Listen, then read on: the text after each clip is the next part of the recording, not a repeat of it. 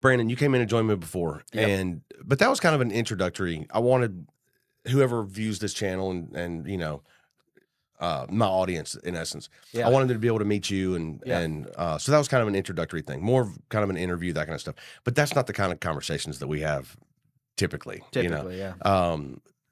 We enjoy getting together. We get together for lunch. I'll visit your church. We get together a lot, and we just have straightforward, direct conversations. And so no more of that introductory stuff. Okay. Okay. All right. Gloves off. Gloves off. But you had said something to me last time that you felt like Christians were oftentimes on the defense. Mhm. And I don't want that. Yeah. And I don't think it leads to good conversation. Yeah. And I don't think it leads to people getting to understand each other's perspective and worldview and that kind of stuff. Yeah. So, so I wanted to give you an opportunity to come at me, tell me all the things that you think are wrong with my worldview, or Yeah. I wanted a taste of, hey, put me on the defense, you Okay. know. So today's that day. So we get to see all the problems that you find with an atheist worldview. Okay. Okay. All right. So you want me to start? Yeah, go ahead. So I've been thinking a lot about this because I knew that's what we were going to talk about. I think about worldview. I'm thinking about how does one make sense of the world we live in, and how does one answer, I think, the most fundamental questions about our existence. And I think those fundamental questions, I think there's, a handful of them, but here's the serious ones is one, where did all this come from? How did we get here? I think that's a huge worldview question. And then what's our purpose in life? Like, what's the purpose of humanity? What's the purpose of my life? And then when we look at the world around us and we're honest with ourselves and we're honest with what we're experiencing, we have to ask the question, what's wrong with us? There's obviously something wrong in this world. There's so much evil and there's so much sin and wickedness. And I'm starting to already give away my worldview with those words. That's okay. I mean, it's interesting. And then asking the question, what's the solution? How do we fix all this? Because the world's obviously broken. It's obviously got a lot of problems. And I think there's a deep longing within all of us that would like to see it better, And so Christianity for me has provided the best answers to those questions. Okay. So when we ask the question, where did we come from? The biblical answer is that God created all things, right? So then we ask the question, what's my purpose in life then? Well, I've been made in the image of God to know and worship him and to be in relationship with him. What's wrong with me? Well, sin. Sin is what causes the world to be that way that it is. And then what's the solution? It's the work of Christ. It's the redemption of Christ, because Christ's work on the cross and in his resurrection doesn't just affect my salvation personally. It has global effects. It has redemptive properties for all of creation. So the Bible talks about not just personal salvation, but Christ is redeeming the world. And we'll live in a new world one day when Christ returns. So Christianity provides for me a framework that helps me make sense of the world I live in, and atheism just doesn't do that for me. Atheism, I don't think, can answer those questions in a satisfactory way. So. Well, I think some of those questions, so you started off with, how did we get here? Yeah. And then what's our purpose in life? Yeah. You have a view that there's something wrong with us. So we'll just start going through some of those. Yeah. As far as how did we get here? Yeah. You can talk about the beginning of the universe, and then also you can talk about the beginning of life. Right. And we can go back pretty far. When I say we, I mean science can go back pretty far, and we know a lot of things. But there are some unanswered questions right there. Yeah. With the very beginnings of both of those. Yeah. And the atheist, when I say that, I mean this atheist. Right.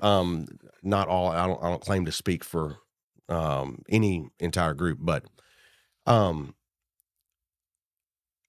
we get to those earliest questions, I feel like the most honest answer is we don't know that. How did the universe begin? We're not exactly sure. We have some ideas. Yeah. We're not exactly sure. Yeah. How did the first life come into existence? We're not 100%, but we know a lot of things. We know the building blocks of life and that kind of thing. But I think that the most honest answer to a lot of those questions is we don't know. Sure. And so when people attempt to fill in the blank with your God or any other God, and we've done this throughout our existence, Yeah. As a species, we've always done this. When we don't have an answer, we'll make up an answer, and we'll keep working on it and crafting it until all the pieces fit. But we've always done that. So, in terms of how we got here, I don't know, and I think that that's the most honest answer. Sure. As far as purpose in life,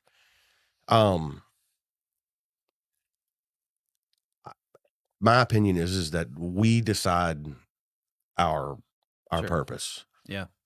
good or bad. I mean, some people have ill intent. Yeah. Other people find a lot of joy and peace and happiness in helping people and in making other people's journey pleasant as they can. Yeah. So they decide how they walk on this earth, how they fit into this puzzle. As far as what's wrong with us, that's we we definitely part ways there. Yeah. When You don't think there's anything wrong with people or this world? I think that it's a mix Okay. of incredible things and horrible things. Yeah. And you you find what you look for. If I focus on the negative, I can find a lot of it. And if I focus on the positive, I can find a lot of that. Yeah. But overall, I feel like it's a mix. Humans have done some terrible things and continue to, at certain times and in certain areas, they continue to. And we've also done some amazing things. So I feel like it's a mix. Sure. I would agree, and I would agree with you on that. But when I look around the world in general, I feel like it's an amazing, beautiful place that I want to explore more of. Yeah. There's so many places on this planet that I'm like, wow, that is incredible. I'd love to go there. Yeah. There's so many cultures and people groups that I'd love to know their experience, their journey. So, and I feel limited that I've just been stuck in this little corner of it, you know. And well, I try you to make should become a pastor like me, and you can do mission trips. right. I'm going to Rome this year. Yeah. Been to Toronto. Been to the Philippines, to Israel. Oh, that's nice. Yeah. Okay. Well, Just something to consider. yeah. But yeah, when I look around the world, I see a beautiful place with amazing people, and amazing places that I'd love to get to know more of. Yeah. Which I didn't feel that way when I was a believer. I kind of had a feeling like everybody else was the others. Yeah. They didn't behave like us. They didn't think like us. They didn't worship God like we did. They didn't. And so there was almost this pressure to keep all those things at bay. Yeah. So once I let go of that, I was just more interested in seeing, the rest of the world and knowing their experiences. So yes, that's my perspective on how we got here. We don't know. Yeah. How the universe and our world began. I don't think that we know. I think that we're still looking for answers, and exploring those things. As far as our purpose, I feel like each person determines their purpose, good or bad. And when I look around the world, I see a mix. So Yeah. you think do you feel like that's bad? Not as bad. It just doesn't satisfy me. You know. Not everything you said I disagree with. Okay. I was in Toronto with one of my other pastor friends from the church a couple weeks ago, and talked to these atheist girls who were having some coffee or something, and I went up and talked to them. And how did you know they were atheists just like from across the room? I could tell. That's good. I can spot an atheist. Oh, nice. No, we were going around offering to pray with people, and they said no, and so we walked away, and then I just felt like, because my time spent with you and my my enjoyment is talking with atheists, I went back. And I said, hey, I'm not going to pray for you or anything like that. I said, but I do have a question. I said, I study religion in the United States full time. and which I do, you know, and I said, it's my full-time job, study religion. I'm really curious to hear about your views on atheism. And so it got us into a conversation. Okay. And one of the things I asked him was, how do you think this universe, this world came into being? And one of the girls remarked that we don't know. Science hasn't had doesn't have the ability to tell us yet, is what she said. And I don't think science will ever have the ability to answer that question. I don't think it's possible, because we've talked before, you can't apply the scientific method to historical events, right? That's just not the way the scientific method is designed to be used. We have to, if we're ever going to figure out how this universe came into being, then it's going to require that the one who made it tells us. So here's my biggest issue with the atheistic worldview when it comes to the origins of the universe is I don't think that science could ever explain that. And I don't think it's a scientific question. I think it's a theological question. And I think it's a philosophical question. I'm hung up on something. Yeah. You said the science can't answer historical questions. The scientific method. The scientific method. Yeah. Even better. Yeah. Scientific method can't answer historical questions. Right. Okay. So if I asked At least you, not all historical questions. Yeah. So if I was asked, hey, Gary, how do you think that your great-great-grandfather came to be? I would say, well, his parents probably had sex. Yeah. Produced a baby. Yeah. Yeah. Now, but I'm talking like, you know, let's just take World War II as an example. Okay. We're not using the basic principles of the scientific method to verify those events. What we're doing is historical research. You know, we're looking at accounts, and we're looking at testimonies, and we're looking at multiple accounts that verify the same thing. So yeah, there's obviously objective science happening there. But it's not the same kind of science as, you know, when we're trying to test in a lab, you know, to see certain chemical compounds interact with each other. So you just talked about World War II. Yeah. Do you feel like we can get an accurate understanding of what happened in World War II? Okay. Yeah. Even though we weren't there. Right. Okay. And I discussed my great-great-grandfather. And Yeah. you probably feel like we can get an accurate account of how he came to be. Yeah. Right? Or a good understanding, you know. So I'm having a hard time understanding what types of things that you feel like we can't get a good understanding of. Let me pull up the scientific method. And let's just look at its components.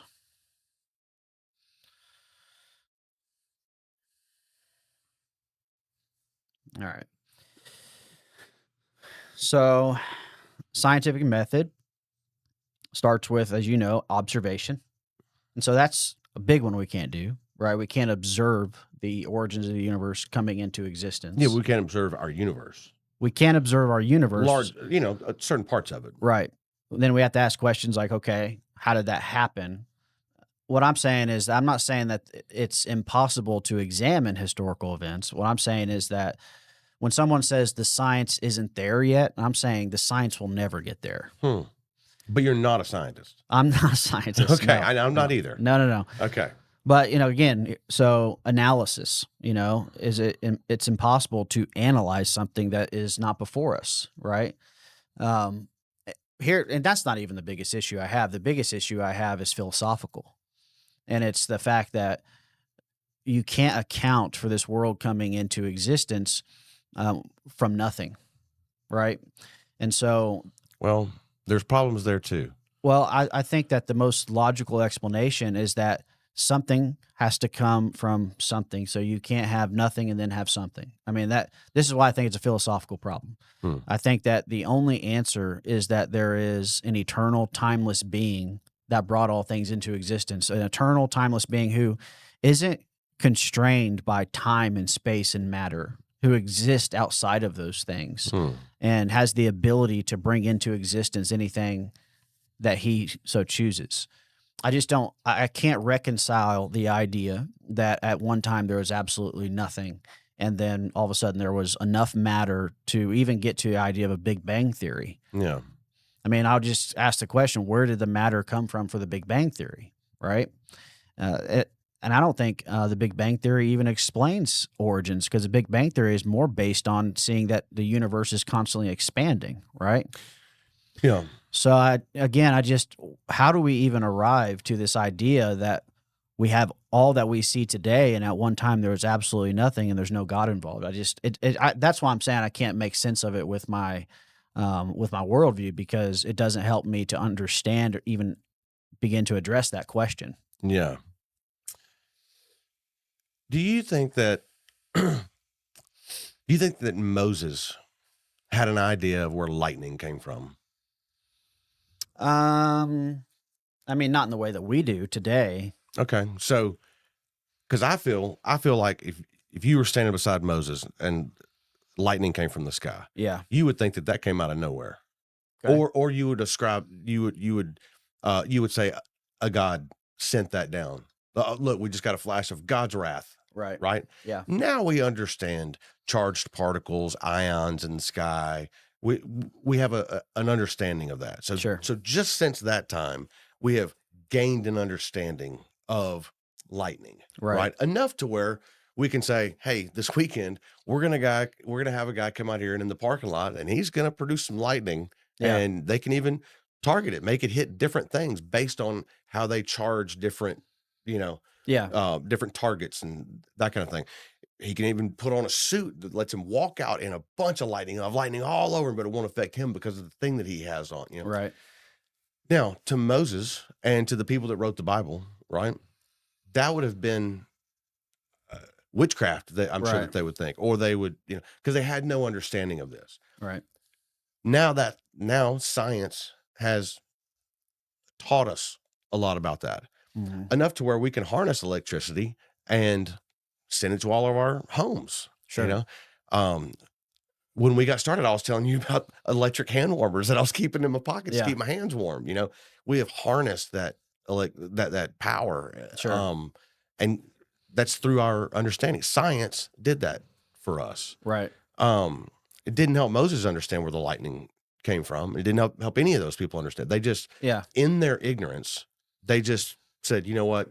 God did it. Right. And You so know, I and see what so- you're saying. You're saying that just as they provided God to explain the lightning, we're providing God to explain the origins of the universe. Well, I guess I'm really questioning your perspective of science won't ever.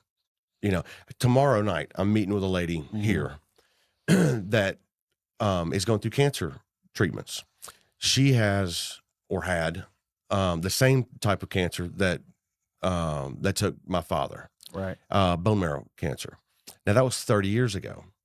Since then, there's been a lot of advancements made Yeah. in that. So she's probably going to survive it and come out of it. She will continue to have treatments, forever and checks and make sure her levels stay just right and that kind of stuff. Mm-hmm. But some stem cell research has been done, which believers opposed because they felt like we were playing God. And, especially embryonic stem cells. They really had a problem with that. Yeah. And it wasn't so much the stem cells. I think it's where it came from. Right. The embryonic, from an embryo. Right. Yeah. So, Which there's some valid concerns there. Right. So, but there's been a lot of advancements made. So science is helping her survive something that killed my father pretty quickly. Yeah. 30 years ago. Yeah. So even now our understanding of so many things is just growing exponentially. And now with AI and the fact that it can compute things and run tests and that kind of stuff, the speed at which we are learning things is getting faster and faster and faster. Yeah. Because used to, let's say you and I were going to solve a problem, we say, well, look, we've got 100 different solutions here. Let's try number one, didn't work. All right, well, let's try number two, didn't work. Let's try combination number three, didn't work. Well, now AI can run through thousands of those in 5-10 minutes and say, no, look, combination number 3,860 is the one that you're looking for. And we go, wow, how did it know that? Because it ran all these calculations so fast that would have taken us decades to run. Well, the examples that you're giving are all dealing with observational science, though. Okay. So you're dealing with lightning, you're dealing with cancer and research and things. Those are all things that we can observe and test, that we can apply the scientific method to, right? Okay. But when we talk about historical events, I mean, imagine if there was no historians that recorded anything from World War II. We wouldn't know anything, right? And so what I'm saying is that there was no one there except God at the origins of the universe. And so it's impossible for us to apply that same method because in all of your examples, you're dealing with material things that we can look at and observe and test right now. But you're talking about the origins of the universe. No one is there. And that's why the Bible is God's revelation. Because the only way we can know about a historical event are from the people who were in that event and have passed on that information. And the only way we can know about the origins of the universe is if the information was passed on by the creator. And he has. Genesis 1 and 2 has told us in the beginning, God created the heavens and the earth. And so that's why I say science will never get there because we're dealing with observational science versus historical science. And the two things are not the same thing. And so when those ladies told me science hasn't figured that out yet, and I said, yeah, and it's going to be a long wait, because science, I don't think, can get there. And again, then it goes, that's why I say it's a theological question and it's a philosophical question. It's not a scientific question. Okay. You're dealing with, again, the philosophical quandary that how in the world could we ever get something from nothing, right? And it's a scientific principle that every effect has a cause, right? Yeah. So it's funny when people talk about something from nothing. Yep. Because nobody's ever shown nothing. And that's a hard concept to even wrap your mind around. Right. What is nothing? Exactly. And so when somebody say, you know what, I know these things about nothing. Like, well, how do you know that? Yeah. Right. And so they assert a bunch of claims. I'll tell you all these things I know about nothing, that you can't get something from it. It will never become that, they start listing out all these things they know about nothing, even though they've never experienced it. They've never witnessed it. They've never encountered it in any way, but they can say, I know this about nothing. Well, I guess you could put it this way, that you could say there's nothing in my hands right now. And if I asked you to build a house with what's in my hands, you'd say, I can't do that. And I'd say, why? You'd say, because there's nothing there. Right. And so it's impossible to construct something from what's in my hand because there's nothing in my hand. And so when we go to the origins of the universe and we're saying that all of the cosmos and all the planetary systems came into being from what? Right? We're dealing with, because at the very most, you'd have to have some material that would have to, I guess, if you did Big Bang Theory, have to explode. Yeah, but the thing that keeps us alive is in your hand. What? Oxygen. Well, you know what I mean, though. I do know what you mean, but at the and same that's time, why I say it's impossible to say, even in that scenario, that breaks down because we can't even fathom what nothing is. Right, but it's also ironic to say there's nothing in my hand, and without that right there, we all die. Yeah. Because we're breathing it. But you know the point that I'm making, though. There's no material in my hand. There's no material that you can grab onto and to construct even into the simplest things, right? And so to think that there was at one time nothing that turned into everything. And again, we don't even know that that's true. And I don't think it is true. And look, and even your Bible doesn't say that. Your Bible doesn't say there was nothing. I agree. Yeah, it doesn't say that. There was God. And it says that by the word of the Lord, the heavens were made. And so God spoke into existence matter, time, and space. God owns those properties. He owns those realities. But does Genesis say that there was nothing? Well, the Bible talks about, yes, before the foundations of the world. It talks about before everything came to be. And it gives you, I think, a clear picture that at one time there was no physical matter, there was no time, there was no space, there was only God. I've never read that in Genesis. That there was no time, that there was no space. No, there was no matter. No, well, you're not going to pick that up from any one. Didn't it say he was hovering over the after he created? But when you put the whole Bible together, what you see is that God is eternal. And that all of creation came into being at a specific time, which means that there at one time was no creation. He spoke it into existence. So the creation is not eternal. God is eternal. But he was able to bring it into existence by the power of his word. He's able to speak things into existence. Okay. So that's my biggest issue with the origins of the universe. It's like the only thing I can even wrap my mind around is that God has always been, and at one time he decided to create. That's the only thing I can really make sense of the world. And that's not even dealing with Christianity. I mean, a major part of Christianity, but even if I wasn't a Christian, that would make sense to me. Sure. Have you explored logical fallacies very much? Yeah, we talked about them all the time. I mean, because when you say, hey, man, the only thing that makes sense to me is this, right? That's the argument from incredulity. Okay. I can't explain it any other way, so it has to be this. And it's a logical fallacy. It's just not a sound way of saying, "Hey, how do we know what happened?" Well, I can't figure out any other way that it would have happened other than this, and so therefore it has to be that. Not necessarily. Could have been a way that you're unaware of. Could be, but I'm committed to Scripture. Well, I'm committed to Scripture, but I'm also committed to what I think is a logical framework for understanding the origins of the. And it's not just that it doesn't make sense to me. It breaks down all logical sequence. Like there's no cause for the effects that we see in the world. That doesn't make sense. I think that's illogical. So if you're getting into logical fallacies, I think that to believe that there's effects that we observe and deal with every single day, but there's no cause behind it, or at least we don't know what the cause was behind it. And here's the thing. In science, I think sometimes the best explanation to go with is the best explanation, right? Until you prove otherwise. And God is the best explanation for the origins of the universe. It's the best one we have. Okay. Well, again, problems with my worldview. So that's the first one, origin of the universe. The second one is when I look at the world around me, I see intelligent design. I see a world that has been created with purpose and meaning. And there's all kinds of pieces of evidence to list that. I think that human beings, the human body is purposefully made.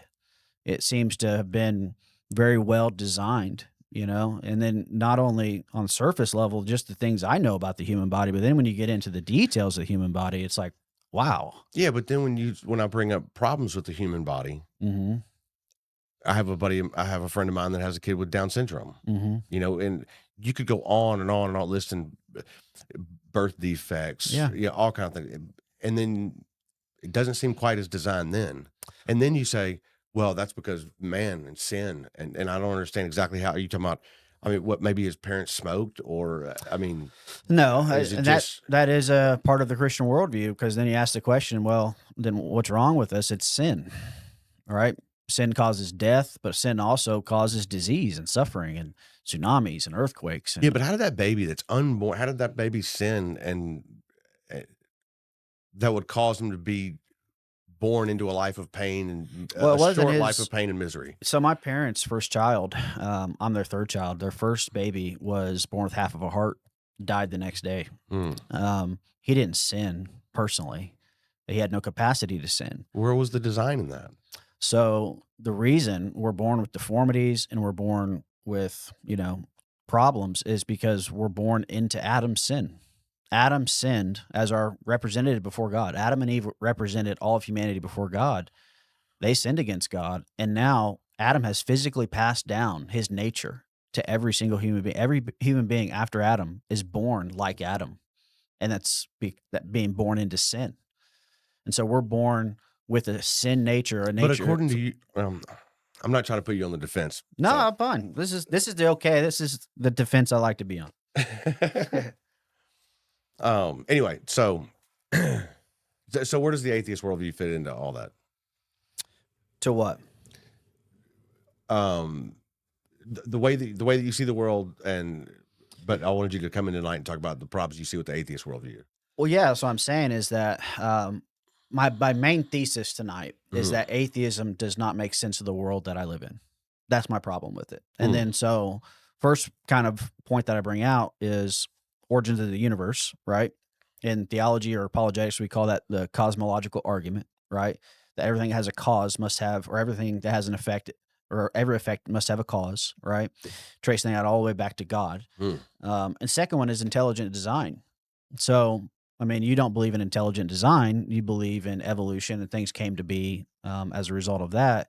I see purpose. I see a guiding hand. I see an intelligent designer who is sovereign over all, who's made things, which, by the way, I think that an intelligent designer is the best way to make evolution work, because evolution is so complex and so, not to be disrespectful, but so far-fetched that it's better explained if there is a sovereign guiding hand making those processes come about. Yeah. Because it's such a mathematical, unlikelihood, right? And you would agree with that. That it's really, really, the odds are against us when it comes to that, right? And so we got lucky when it comes to Evolution, just from molecules to man, for that process to take place, all the things that had to happen for that to be possible, Sure. right? Were, I mean, astronomically, the odds are against us, right? Sure. And so that's why I say intelligent design, embracing theism, which I've tried to get you to do, embracing the fact that there is a God who guided that process seems to help with those odds. But again, obviously, I don't believe in evolution, but I don't see. I just can't look at this world and say that it wasn't designed. There's Yeah. just so much evidence for it. Like when my, I mean, the sun's trying to give us cancer all the time, right? yeah, we live in a fallen world. We live in a broken Hang world. on. I want to make sure I understand. Do you think that the sun is trying to give us cancer because of sin? No, I think that we live in a fallen, broken world that has all kinds of issues. Well, then help me make the connection. You say this place is designed, Mm-hmm. and I say the sun's trying to give us cancer, Right. and you say fallen, broken world. But why is the sun giving us cancer? Is it because the ozone layer is breaking down and we don't have that protective layer around us? Why is the ozone layer breaking down? Is it because all the toxins we've introduced into the world? It's because of how poorly we've taken care of the world because we're sinners. So if there's no sin, then and everything was as it was originally designed, the sun wouldn't be trying to give us cancer, right? And so the problems we see are the result of sin, kind of just in an abstract sense, but also we've caused a lot of problems, Okay. But looking at the fine tuning of the universe, I mean, you look at physics. Physics is very much fixed properties, fixed ideas, right? That can't be changed. Anything slightly altered, things go awry. And so there seems to be design in that. When my daughter was born, my wife's breast filled with milk, and only at that time. The only time she's ever had milk in her breast was when my daughter needed it, and then when she didn't need it, it was gone. That to me seems designed. That to me seems like God says, okay, I'm going to create women to have children. And when they have those children, I'm going to give them in their bodies sufficient nutrients to feed that child, but only at the time when the child needs it. Like, Right. We're not special in that. I mean, mammals do that. Sure. And I would say God did that. I mean, if you have a cat at home and she has a litter of kittens, the exact same thing will happen. Yeah. And I'm not claiming we're special in that. In fact, I think it argues for my point to say that it happens with mammals. Right? Have you seen what's that show, Meet the Parents? Yeah. And Robert De Niro. Yeah. He says, I have nipples, Greg. Yeah. Can you milk me? Right. Sorry, that was off topic. Just let the people see where we can have an agreement. So, okay. As far as atheism and the first thing is, I think one challenge in this whole conversation is the fact that atheism is not necessarily a worldview, right? Atheism is essentially an answer to one question. Are you convinced that a God exists? And if you say, no, I'm not convinced of that, then, okay, you're an atheist. But it doesn't tell you anything about my thoughts on evolution or physics or anything else. It doesn't tell you my politics. It doesn't tell you if I've ever even thought about how we got here or why the world looks the way that it does. It doesn't answer any of those questions. So it's not necessarily a worldview. It's just an answer to a question. Yeah. Now, some will say, in fact, last night I was visiting with a buddy of mine that a couple of years ago told me that atheism comes with some baggage. And I said, okay, well, tell me what baggage it comes with. And without an explanation for everything, the ability to say, God did this and God did this and God set it up this way. And without having all these answers, then you're forced to come up with answers. You're forced to say, okay, how do you think we got here? Where do you get your morality from? Yeah. How did things begin? And you have to start searching for those answers. And so you have this baggage, I understand that. And I said, okay, well, I'm fine with that. And I'm fine searching for answers, but I just want to do it honestly. Yeah. If somebody else approached me and they were trying to tell me about their God, say it had nothing to do with your God, but they wanted to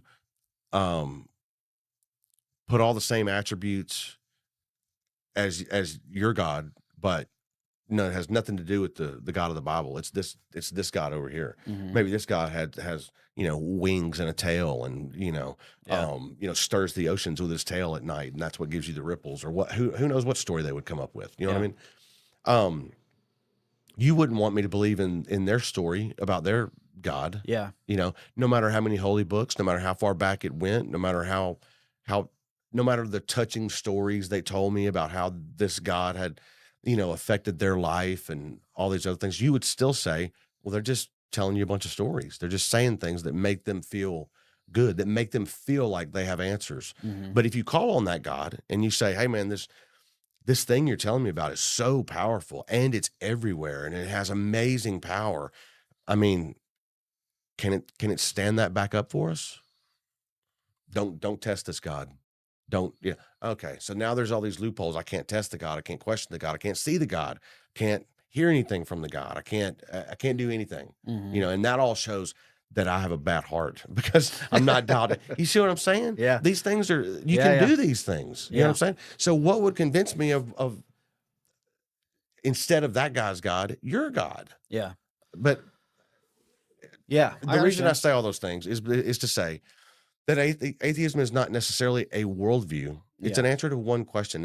And the question is, are you convinced that a God exists? And if Yeah. you're not, then you're an atheist.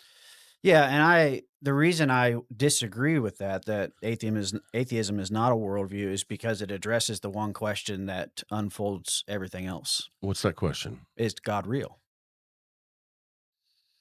The moment you deny that God exists, there are massive implications behind that. Oh, okay. So we already have a problem. I know, I get it. What? No, I tell me know. what the problem is. You are not denying that God exists. You're just not affirming that God exists. Right. Yeah, I understand. I can't do those mental linguistic gymnastics. It is not mental gymnastics at all. At all. Look, Okay. do I have $10,000 at my house? I don't know. If I tell you that I have $10,000 at my house, do you believe that? I would believe you. Well, the short answer is I don't. Okay. I don't have 10,000 in Okay. cash at my house. But if Yeah. I told someone that I did, and then I Mhm. said, "Okay, do you believe?" and they go, "I'm not convinced." How about this? 300,000. Yeah. Do you think I have 300,000 in cash at my house? Well, you just said you don't have 10. Well, you see what I'm saying? But you saying I'm not convinced of that is not the same as you saying Gary does not have $10,000 at his house. Sure. Those are two different things, and it's not mental gymnastics. I get to say okay. that. So here I can't get there fully with you, but I see where you're coming from. And Okay. I understand the reasoning. So, but we can still go into the discussion. Okay, you can't affirm that any God exists. We can then talk about what a worldview looks like if there is no God. Okay, let's do it. And that's essentially what I'm doing tonight. Okay. Is I don't think that particular worldview to say that if there is no God makes sense of the world that we live in. So I get it that you're saying. Does it help at all if I say, yeah, this world oftentimes makes no sense until we figure things out? The Yeah. lightning didn't make sense to Moses, Yeah. right? There's still things today that don't make sense to us. I don't think it helps us to get answers like the cancer treatments, right? Mhm. I think what helps us get further in our knowledge is science, learning, questioning, and continually pushing to know more. Yeah. And I don't think that it helps us get anywhere when we just say, you know what, God did it, Yeah. or He's going to do it, or He's going to fix it, or He's going to, Sure. Well, and I think the atheistic worldview, and I know you don't like that, but just to put it in those terms, Mhm. I think is inconsistent with the way that most atheists live. And I think it's inconsistent with the world we live in. Oh, how so? Well, I mean, we've talked about morality before, right? Yeah. I don't think that in a world where there is no God, morality even makes any sense. There's no such thing as morality, Why would you say that? because morality demands an objective standard of right and wrong. a standard that is outside of ourselves that we can appeal to, and a standard by which we're judged by, whether our decisions are right or wrong. So somebody does something terrible and Mhm. says, God told me to do it. Is it okay now? Well, we can look at God's objective standard and we can determine if what they did was right or wrong. God has an objective standard? Yeah, the scriptures. Really? Mhm. All right. Well, we'll go for the most extreme. Okay. Right? People usually go for killing people and murder. Yeah, Right? If you yeah. really want to put it to the test, let's talk about killing people and murder. Okay. Right? So is killing innocent people wrong? I think so. Why did he flood the world? Well, you're not dealing with innocent people there in his eyes. You don't think that there were babies at that time? I think there probably were babies at that time. Do you think those babies were sinful? But here's the thing, is that you're dealing with two different categories now, because you're trying to apply the same rules to God as to us, but that's apples and oranges, because God is a completely different ontological being than us. He's the creator. He is the one who owns all things.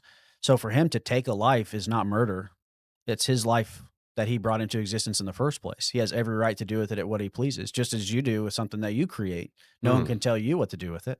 So taking a life is wrong. If you're a person, if you murder someone, yes, that's wrong, because God has said it's wrong. But for God to do something like that, he has every right to do that, and we have no right to question him. How could we? He's the creator. Who would we be to hold him to our standards? So he can do whatever he wants. He can do whatever he wants. But here's the thing with God, is that he's not going to violate his will, or he's not going to violate his own character. So it's consistent with God's holy character, his righteous character, to kill the wicked, to take any life that he chooses. He owns that life.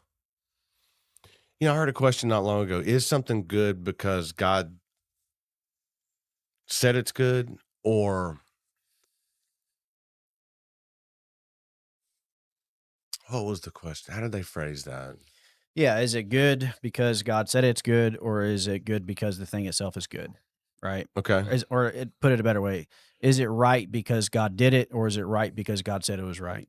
Okay. So the answer is yes. So whatever God does is right, and whatever he says is right is right. God cannot sin. He cannot do wrong. I'm going to look this up again later on. Yeah, I and I'm going expect to you find to. some good explanations. I'm going to find a full dissection of this whole quandary. Yeah. You know. But circling back to the atheist and morality, Okay. I think we live in a world where we live by an objective standard of truth. We live by objective morality every single day, and I think that's inconsistent with the atheistic worldview, because if God doesn't exist, then there is no objective morality. Where do I find this objective standard? The Bible, the scriptures. Okay, so there's this objective. I'm assuming that it's easy to understand. I would say that the scriptures are clear in the things that are essential. Because obviously you know where I'm going with this. Mhm. If they're so easy to understand and they're clear and all that kind of stuff, then why do so many Christians disagree? Why do so many people that appeal to this standard have so many different opinions? Yeah, but do Christians disagree that idolatry is wrong? No. Do Christians disagree that dishonoring your parents is wrong? No. Do they disagree that lying, cheating, stealing, adultery, murder, coveting your neighbor's goods is wrong? No. We all agree on that. Why? Because those are the 10 Commandments. Yeah, but we're in Tennessee. And there's people in this state that would tell you that your faith is weak because you don't handle poisonous snakes. Yeah, but we're talking about issues of morality, the clear issues of morality. So it's always wrong to murder. It's always wrong to rape. It's always wrong to steal, right? It's always wrong to lie. It's always wrong to dishonor your parents. And so there's no debates happening over those things. Well, there's no debates happening among atheists either. Right, that's my point, is that you guys live by that objective standard, but your worldview can't account for that objective standard. Listen, we've talked about this before. I think you're a good man. I think that you are an honest businessman from what I know about you. I think you're a good husband, a good father. I think you're a good friend to me. I think you do good in the community. But I don't think any of that is a result of Gary being an atheist. I think that's a result of Gary being created by God. Yeah, you have an inherent morality within you because you have a conscience and God's laws written on your heart. And you grew up in Memphis and now have lived in Mount Juliet for the last 20 years. And those are both Christian contexts. Mm-hmm. And so I think all those things about you are true. I just don't think they're the result of atheism. I think they're the result of Christianity and the influence of Christianity in your life. I think you do operate, and I think atheists do operate with an objective standard of morality because that objective standard has been written on your heart as a result of being made in God's image.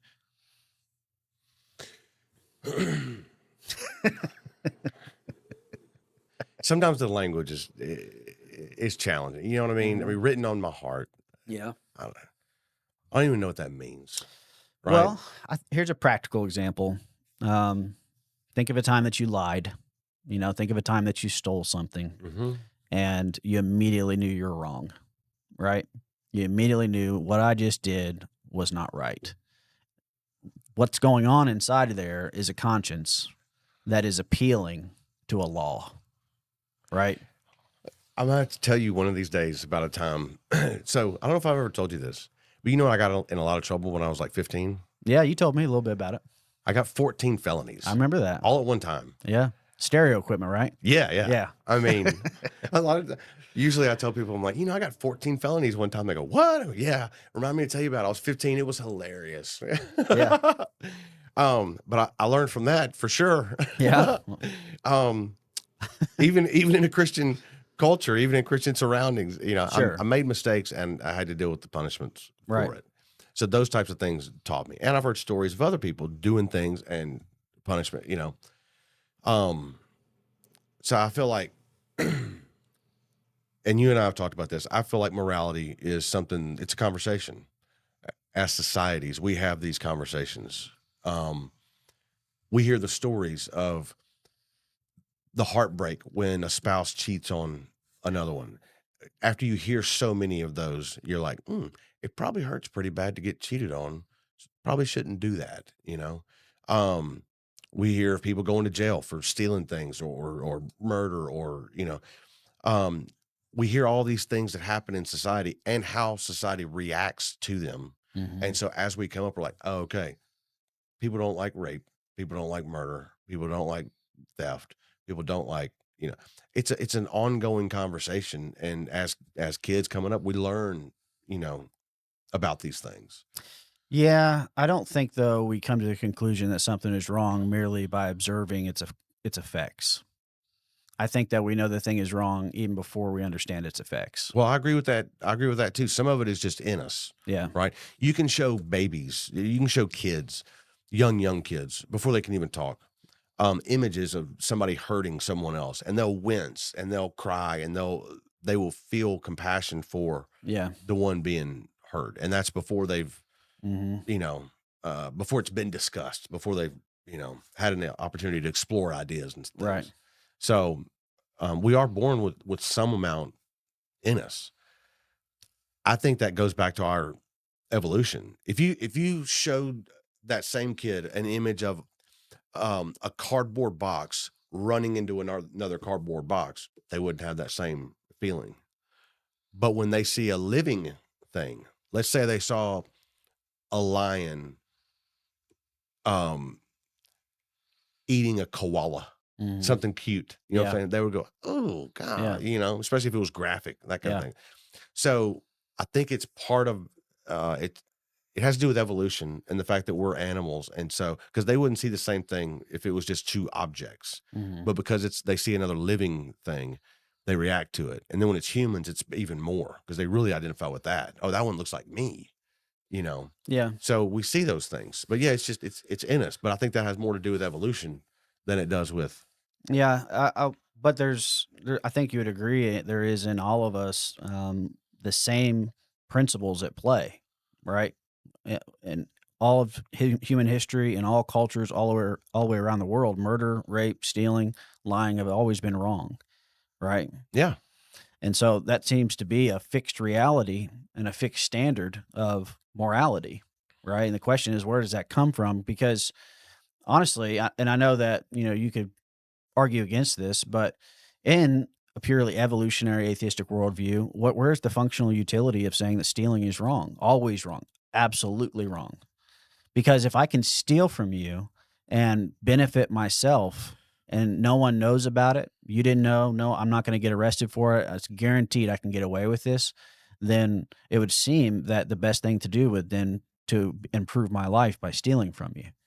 But there's a rule at play here. There's a law within us that says that even if no one knows, then it's still wrong. And let's just even make it even more easier. Imagine the thing that I'm stealing from you. You don't even know you have it. You're so rich, you have all this stuff, and you don't even know that it's yours. And I take it, and I know that you'll never know because you don't even have an inventory of it. And so no one's going to know about it. You're not even going to miss it. And I get to benefit from it. Where's the functional utility in evolution that says that that's wrong? I don't know. The functional utility. Where is in evolutionary worldview, where is the benefit to me to say that that particular thing is wrong? Because the whole premise behind evolution is we're evolving, right, to become a better version of ourselves, right? And so we're making choices and we're developing systems and principles that work towards that end. Mm-hmm. If no one is going to be harmed whatsoever by taking that thing and I'm going to benefit from it, why is that wrong? Well, a lot of people use the golden rule as kind of the foundation, or, don't do unto others as you would want done unto you, So I think it kind of goes back to that. You see something wrong in stealing that thing because you wouldn't want it to happen to you. Yeah. You wouldn't want somebody to just take from you. And so you treat others like you would want to be treated, and you'd want to be told and that kind of stuff. Yeah. And so, yeah, it does a small, to a small degree, it keeps us in check, or it gives us something to check before we do the thing. Now, that being said, if your family was starving, we just lost power for a lot of days. Yeah. If your family was out power, you ran the cars out of fuel, Yeah. imagine the worst case scenario. Sure. But there was a store right down there and had some bread and eggs, and nobody was around, and your kid's about to, you Sure. could imagine circumstances where it's like, I'm feeding my family. Sorry. Yeah. I'll make apologies later on. When things get back to normal, I'll come in, I'll pay you back. But But even in that right now, I'm scenario, gonna feed my kids. even in that scenario, apologies still need to be made, because even if you're doing something that Yeah, you but could say but you would do the wrong thing. because the ends justify the means, but however, I mean, you're proving the point, the wrong thing. Because what I'm saying is that in the evolutionary worldview, the atheist, there's no such thing as the wrong thing. Yeah. The wrong thing according to who? Yeah, according to us, according to how you'd like to be treated, according Right. to, It's a conversation in society. yeah, according to this conversation that's been going on for millennia. Right. We've So we've decided that. the reason that's problematic, and I think the reason that you, And according to me, by the way, I don't need some deity to tell me that it's right. I can decide that that's wrong. yeah. So when you say wrong according to who, Well, so I think that, but it doesn't. and the first person would be wrong according to the person that I'm doing it to. Yeah. But then when you start to determine morality based on how the person responds, then it's a very slippery slope. I would say the same thing about God, How's that? because he can do anything he wants. If he decides tomorrow that thing is no longer wrong, but now it's right, then now it becomes right. Yeah, but God doesn't operate that way. Well, that must be nice. I wish I had a guy that I could just, have Yeah. these answers for. Yeah. You know what I mean? Like, oh, he doesn't do that. Let me give one thought experiment, and then I want to move on to, Okay. if it's okay, to another issue. Is we've talked about this before. If society is the one that determines morality based on a conversation, what if you live in a city, let's just say, of 5 million people, and the consensus is that Christians are to be rounded up, imprisoned, and murdered? That's the consensus. Everyone agrees upon it. This is its own sovereign state. So no other countries have the ability to come in and tell them what to do. Now they can come in and have a war if they want, but this is that state's sovereign prerogative to determine this law. Are you going to participate in that? Are you going to capitulate to society's new norms of morality saying Christians must die? Or is there going to be something in you that says that's not right? Well, for me, that wouldn't be right. Yeah. And things like that do happen. There's things like that happening now in the world. There's Yeah. genocides going on right now. I mean, you can look at the Congo and other places where there's terrible things that people are doing to other people right now. So morality is not so much what society decides, then morality is what each individual decides is right and wrong. Because you just took your own personal morality and went against the grain of 5 million people. Yeah, I'm not saying it's an easy thing. Yeah. And I'm not saying it's not messy. It often is. And that's the reason why we have laws. That's the reason we go to war sometimes. That's because people don't agree. Mm-hmm. But I don't think it makes the situation any easier to say, oh, but I've got a God telling me, you know. My point is you can't live consistency. You can't live consistently within that type of framework, is what I'm saying.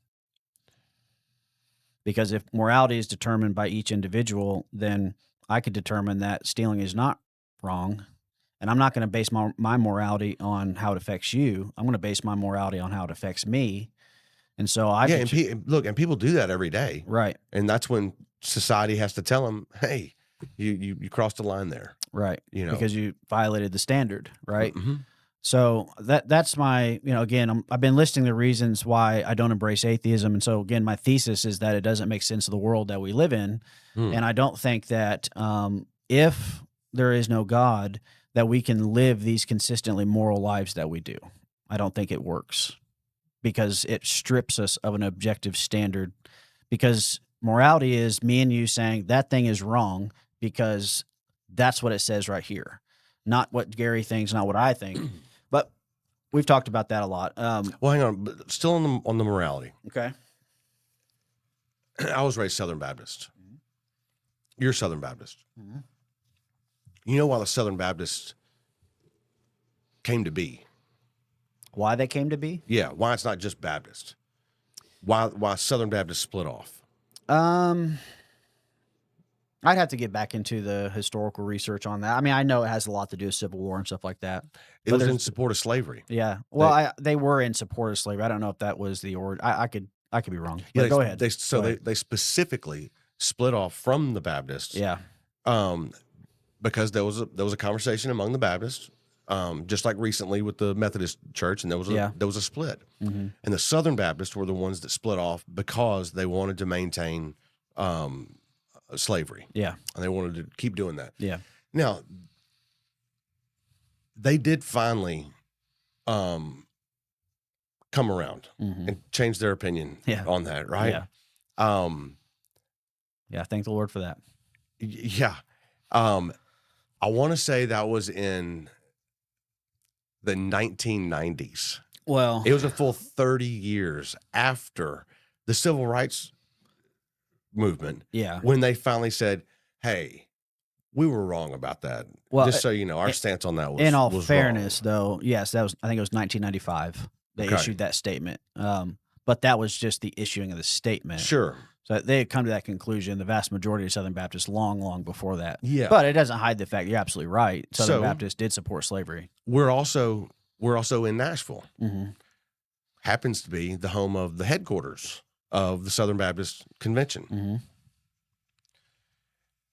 It was put up, the Southern Baptist Convention, the office downtown in Nashville was put up for sale last year, maybe about a year ago, right? You know why, right? Mm-mm.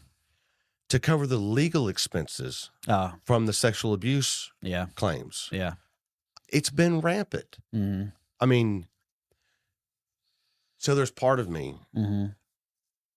that bristles a bit when you hear Christians talking about morality.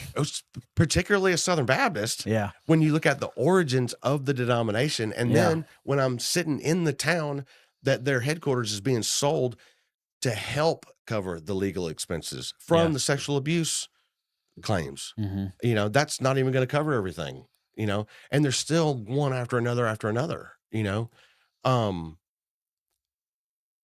and you constantly see pastors, youth pastors, and it's sexual scandal one after another, Mm-hmm. and it's like, but they're the ones out there preaching to everybody about morality Mm-hmm. and saying that without that we wouldn't know right or wrong. And it's, I don't know. So I bristle a little bit I get it. when, I totally understand that. you know, um, But it doesn't. I would say that, and I think the vast majority of them that have fallen and committed those mistakes would say that, yeah, they were in error. They violated the very morality that they preach. It's because we're fallible people. I mean, God forbid that I, fall into some foul immorality. It's one of the great goals of my life is not to shipwreck my faith or ruin my family or, bring dishonor to the name of Christ because of those things. Like I'm tempted by sin every single day. yeah. But that doesn't change the fact that there is an objective standard to judge those things, right? So we're judging those things by that same standard. We're saying that what they did was wrong because there's an objective standard to say what they did was wrong. Hmm. And when it comes to Southern Baptist versus General Baptist, or what's now is American Baptist, those who are for slavery, those who are against slavery, the thing is that they weren't just arbitrarily saying they were either for or against. Both of them pointed to the scriptures. Both of them pointed to an objective standard. Now, Which we look at and say, you can make scripture say whatever you like. yeah, but not consistently, not in a way that. But you just said that people that were for slavery and people that were opposed to it both used scripture to support their position. Yeah, and it's taken a long time to develop the arguments that show that those who used the Bible to support slavery were incorrect because it was something that we haven't dealt with. But I think it's pretty easy to take the scriptures and say that slavery is a sin and a moral evil. Well, and at your church, you guys don't do the whole faith healing thing, No. right? Last night I was talking to Aaron, Aaron, and he goes to a church, it's charismatic, right? So they speak in tongues, and they're big on the faith healing. He's not. Okay. He is reformed, reformed theology. Okay. And so he's like, yeah, man, I like everything about this church except Yeah. I'm not down with the speaking in tongues and the whole faith healing thing. I'm not really on board, with that. So when you say these things are clear, and we just pointed out how people that were pro-slavery and anti-slavery could both use scripture to support totally opposite positions.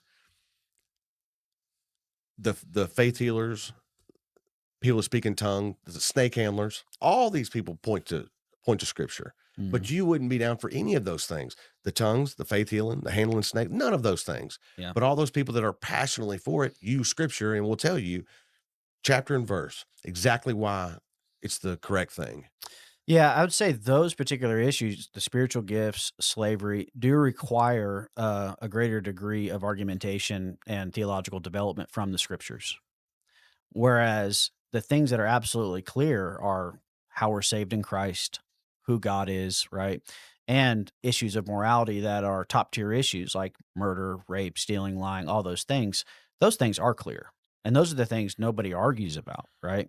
Now, when it gets into these, I would say, lesser matters, yeah, there are some things that we have to work through. And there are some things that are unclear, and you have to come to a settled position. I would say that those Southern Baptists who supported slavery, I would say a lot of them had a biased opinion and other interest at play. However, I think there were probably some who genuinely believed that when they looked at scripture, that's what it taught. Because some of those issues are less clear. I mean, particularly because the Old Testament was written in the context of slavery. The New Testament was written in the context of slavery. And so you have to untangle a lot of stuff there. But when it comes to the basic issues of morality, absolute clarity, no arguments. You'd be hard pressed to find a Christian that says that it's okay to murder, except for liberal Christians who say abortion's okay, and we don't even consider them Christians because they're just so far out there. I just think that it would be pretty convenient for a topic such as slavery, if it's wrong. In the Ten Commandments, I don't even know what a graven image is, right? But if it would be nice if, commandment number 3 or 4 was just, don't own people. That'd be nice. Well, the law of God does say you can't steal people and own them. There was, so slavery was put into the law. It was something that was, what's the term I'm looking for? Yeah, but that was a property crime. Regulated. So In other slavery, words, I can't steal your people because they belong to you. but it also had to You deal can with, pass them down to your children as inheritance. it wasn't just about property. It was about the human being himself. Man stealing was the prohibition. Now, slavery was regulated in the Old Testament. That's for sure. And then in the New Testament, a lot of Christians were slaves. A lot of slaves were saved. And so instructions were given to them how to live as a slave in that context. Okay. I don't want you on the defense. No, that's fine. Come with me. So can I go to the next reason? So there's another reason I have a hard time with atheism. Okay. Is I think it demands a purely materialistic world. Mm. Would you agree with that as an atheist? I think so. And I don't think that I have a problem. It depends on what we mean by materialistic. For instance, I think that love is a thing. Yeah. Even though I couldn't tell you how much it weighs, or I couldn't say, hey, here it is. I will bring it to you. But I think that it is real. So can I ask you a question about that? Yeah. Is love an immaterial concept and an immaterial reality, or is it just the firing of our chemical processes in our brains as a result of evolution? Because you would agree we're just essentially matter, right? Chemical composition, right? Yeah. So look, if I die, I won't love anymore for 100%. If this thing fails to work, look, I don't even have to die. Yeah. Right. If this thing fails to work, then I won't love any longer. But wouldn't you agree that there's a difference between the concept of love as an immaterial property versus just chemical reactions in my brain causing me to feel a certain way about somebody? Wouldn't you say there's a difference there? I'm hung up a little bit on the immaterial property. Love is a difficult one to nail down. But and we've talked about this before. Well, look, anger, joy, rage. I've experienced road rage before. Yeah. And I've seen it in other people. So it doesn't have to be just love. Emotions in general. Sure. Like we could sum it all up with emotions. Okay. Thoughts, challenges. If what's in here stops, all of those go away. Yeah. So when you say they're immaterial, first it feels like you're trying to sneak me into a corner, and I'm totally fine with it. But I do want to understand it. Like, what corner are you trying to walk me into? I don't have a problem with it, but Yeah. No. Okay. Let's use an easier because it feels like a example. talking phrase. It feels like a talking Well, I'll use point. an easier example because you're right. Love ends when you die, right? But math doesn't. Logic doesn't, right? Those things continue Sure. even after you die. And so math, we've talked about this before, math, logic, reason, those are all immaterial realities, right?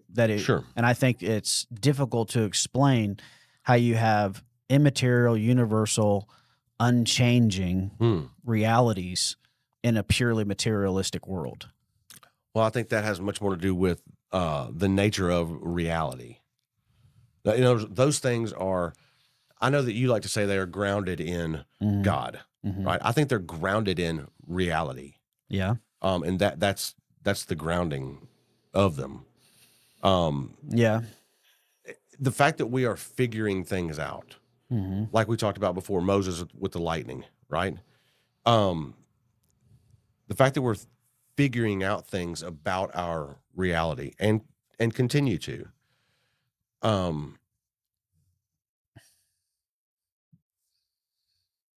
doesn't mean that they come from a deity or, lightning was lightning in Moses' time, in our time. Yeah. It's ions, it's charged particles in the sky. It is what it is, right?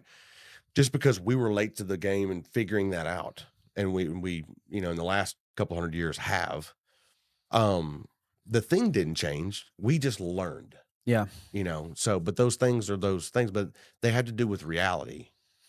Yeah, but you can still explain lightning from a purely materialistic worldview, right? Sure. I think that you can't explain it adequately, but that's a totally different thing. But you can, Well, I can't, but some people can. right? You Yeah, can, I'm no right, scientist. right. But you're dealing with observational, realities, right?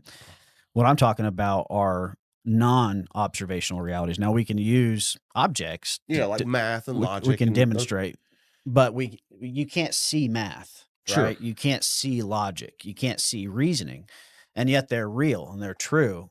I agree with you that they are a major aspect of the reality in which we live, but I think that's because this is a world made by God, and that's why I think it's hard. I think it's hard to even begin to wrap your mind around morality and trying to parse all this out, morality and logic and reason and things like that, because you've been made by God in his world, and it's almost impossible to not live that way. It is impossible to not live that way. It's impossible to even fathom not living that way. And that's why I think that there's inconsistencies in the atheistic worldview. I don't think you can explain why there would be these laws, these fixed laws. Like math is 2 plus 2 is a fixed law that it equals 4, right? Can't change Mhm. it. How do you get immaterial fixed laws if there's not an immaterial lawgiver? Mm. Well, that's a quaint phrase, but What? I don't think there's any merit to it. What? Um, how do you get this thing? How do you get this law without a lawgiver? Yeah. Just because we have figured out how something works, how do you get lightning without a lightning giver? That kind of. I mean, it's a quaint phrase to throw in there, but I don't think there's any there. I don't think there's any merit to it. I think once our understanding, we can ask questions. How do we know this? How do we know this? How do we know this? And when we get to that point of I don't know, Hmm. and then a believer just adds God right there and says, "Ah, but they were the basis for all that." It's just it's just an unnecessary additional layer of non-understanding. You know, Yeah. hey, think of the things that you can't understand. Well, I can because I have a God. Oh, well, that's fantastic. Yeah. I mean, But I don't think that you would say that I'm just coming into conversations where, scientists are trying to, or Christians are coming into conversations where scientists are trying to figure things out and they don't know. And the Christian just walks in and says, God, that's the answer. Like we're actually reasoning to God. That's the same thing with, the cosmological argument is that I'm not just saying God's the answer. I'm actually reasoning from reality to God. And the same thing is true with logic and yeah, math. but you would also agree though that the atheists are reasoning from reality. They're looking at the data that they've been given. They're Mhm. trying to see what that data is telling them. What are all the possible um reasons? They're exploring each one. I mean, they're working problems. They're working with the data that they've been given. Sure. They're not working in bad faith. They're not doing any of those things. They're trying to learn what they can about the world around us. Yeah. Well, and what we're talking about is the transcendent. We're talking about metaphysics, right? We're talking about metaphysical realities that I don't think atheism can even begin to deal with because you live in a purely materialistic worldview or Yeah, are the materialistic world, so rather. do you consider math and logic to be metaphysical? They're grounded in the metaphysical realities, they're grounded in God.